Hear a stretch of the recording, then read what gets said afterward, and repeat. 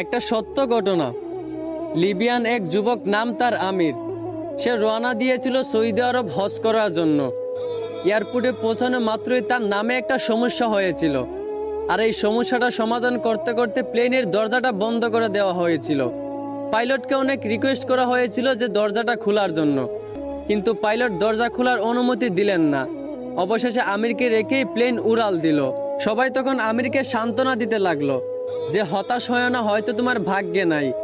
আমির তখন বলল, আমি হতাশ হই নাই, আমি মন থেকে খাঁটি নিয়ত করেছি, অবশ্যই আল্লাহ আমার এই আশা পূরণ করবেন। কিছুক্ষণ পর খবর আসলো যে প্লেনে একটা সমস্যা হয়েছে। আবারও প্লেনটা এয়ারপোর্টে ফিরে আসলো। এয়ারপোর্টে আসার পর প্লেনের সমস্যাটা সমাধান করার পর আবারও পাইলটকে রিকোয়েস্ট করা হলো দরজাটা খুলে দেওয়ার জন্য, কিন্তু পাইলট আবারও আমিরকে না নিয়েই প্লেন নিয়ে উড়াল দিল। আবারও সবাই আমিরকে সান্ত্বনা দিতে লাগলো যে হতাশ হয় না, হয়তো তোমার কপালে নাই।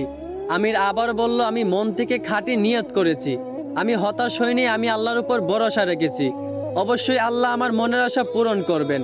কিছুক্ষণ পর আবার খবর আসলো প্লেনের মধ্যে আবারও একটা সমস্যা দেখা দিয়েছে। প্লেনটা আবারও এয়ারপোর্টে ফিরে আসলো। আবারও প্লেনটার সমস্যার সমাধান করার পর এবার পাইলট নিজেই বলল, আমির কোথায়, দরজা খুলে দাও। আমিরকে না নিয়ে আমি প্লেন নিয়ে উড়াল দিব না। তারপর প্লেনের দরজা খুলে আমিরকে প্লেনে উঠানো হলো। তারপর কোনো সমস্যা ছাড়াই প্লেন উড়াল দিয়া চলে গেল। পুরো বিশ্ব এই দৃশ্য দেখে অবাক হয়ে গেছিল। আসলে এইখান থেকেই বোঝা যায় যে একজন মুসলমানের খাঁটি ইমানের পাওয়ার কত। এইখান থেকেই বোঝা যায় যে আল্লাহর উপর ভরসা রাখলে অবশ্যই আল্লাহ সহায় থাকেন।